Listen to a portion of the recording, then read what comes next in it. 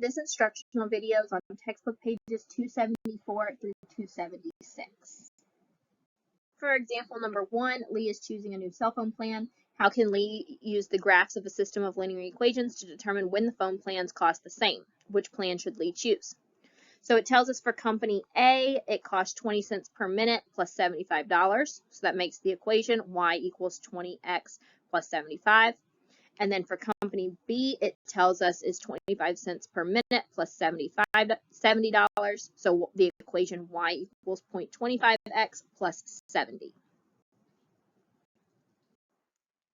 We know that because our equations have a different slope, the first slope, the company A was the 20 cents or the 20x, and then for company B it was a 25x, 25 cents x.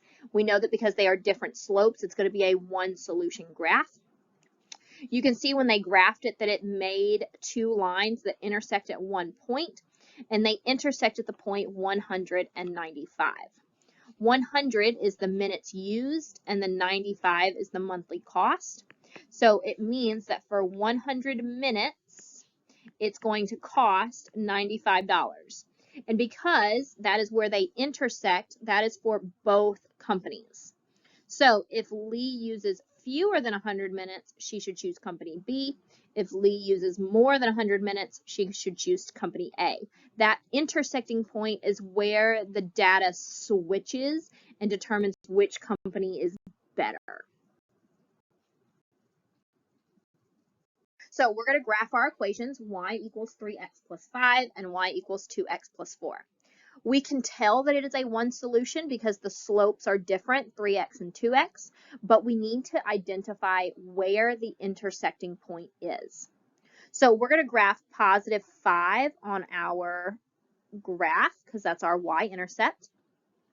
Our slope is a positive 3, so we would go up 3 and over 1, making our line, but it goes off the graph. So we would go down 3 and over 1, again connecting those points to make our straight line. We would do the same thing with the second equation, starting at our positive 4 for our y-intercept. This time our slope is 2, so we would go up 2 and over to the right 1. Again, it takes you off the graph. So we would again go the opposite direction, down 2 and over 1, down 2 and over 1, connecting those points all the way to the edge. And then we can identify the point that they have in common. The point they share in common is located at negative 1 and positive 2. In example number 2, they graphed both equations and they ended up as parallel lines. Parallel lines means that it is a no solution, meaning there is no answer that is true for both equations. There is no answer that is correct for both equations at the same time. For example number 3, they graphed both equations and they ended up with two lines on top of each other, meaning it's the same line representing an infinite solution. An infinite solution means that all answers are true for all of the values on the line. So for our triad examples, for letter A, we first need to rewrite the equation in slope-intercept form. So we're going to take our mx piece and we're going to move it to the middle, making it a negative 5x. So we end up with negative 5x and a negative 3. When we graph it, we would graph the negative 3 first, so down here on the y-axis. We would then go down 5 and to the right 1, which does take us off the line and off the graph.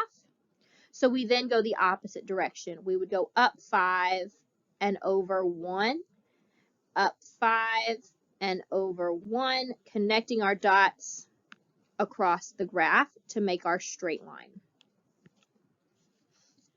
For our second equation, the 10x plus the 2y equals negative 6, we would start by moving our 10x and doing the opposite, making it a negative 10x. We would then divide by the positive 2y to end up with a value of negative 5x and a negative 3. The equations match, so that means the lines are the same, meaning we have an infinite solution.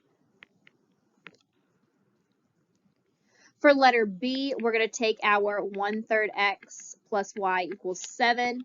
We're going to move the 1/3 x to the other right-hand side, making it a negative 1/3 x. We would start by graphing the 1/3 x plus 7, so start that point at positive 7. The slope is a negative 1/3, so we go down 1 and over 3. Down 1 and over 3, connecting those points all the way across the graph. For the second equation, we're going to do the same process. We are going to move the mx piece first, so the 2 becomes a negative 2 when we move it. To isolate the variable y, we divide by the letter 6. Negative 2 divided by 6 ends up with a negative 1/3 x. 12 divided by 6 is 2. We can see that the negative 1/3 x values match, but the y-intercepts do not, meaning we have a no solution. To show you what that would look like, we would graph the positive 2, and then we would graph our slope. Down 1 because it's negative, and over 3. Down 1 and over 3, connecting our dots along the way to show 2 parallel lines. Parallel lines represent a no solution. Our key concept is just reiterating our one solution is where the points intersect. An infinite solution is when they look like they have one line on the same graph. And our no solution is when we end up with parallel lines. Number 1, how does the graph of a system of linear equations represent its solution? So if it is intersecting lines,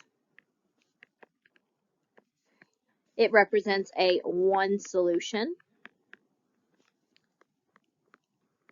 If it is the same line, it represents an infinite solution. And if it is parallel lines, it represents a no solution. Number 2, if a system has no solution, what do you know about the lines being graphed? So with it being a no solution, it means that they would have the same slope, but they would have different y-intercepts. And when you graph it, it would result in parallel lines.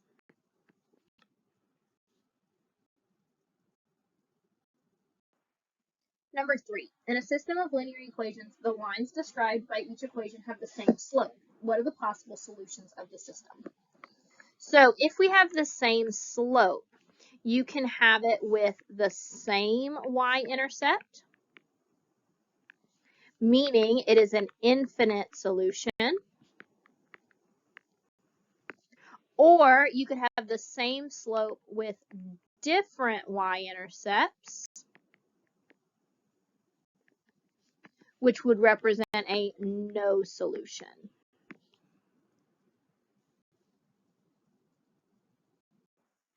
For number 4, to graph the equation, we would start at the negative 5 for our y-intercept.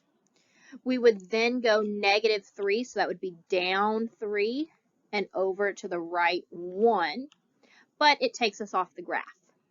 So we go the other direction. We go up 3 and over to the left 1, connecting our dots in that same straight line pattern, up 3 and over 1. For the other equation, we would start at positive 7. We would end up going up 9 because it's a positive 9x, up 9 and over 1, which would take us way off the graph. But we know that that's going to be the direction of the graph. So we can go the opposite direction. We can go down 9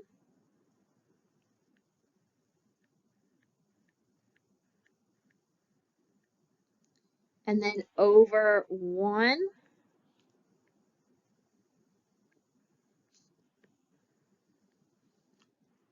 And you can see that the points intersect at the value -1, -2. So we know that it is a one solution because the slopes are different, and our one solution value is the -1, -2. For number 5, we start with our -5 for our y-intercept. Our slope -2 tells us to go down 2 and then over to the right 1, which does take us off the graph. We would then go the opposite direction, up 2 and over 1, up 2 and over 1, up 2 and over 1, following that pattern up 2 and over 1 until we reach both edges. For the second equation, we need to rewrite the equation in slope-intercept form.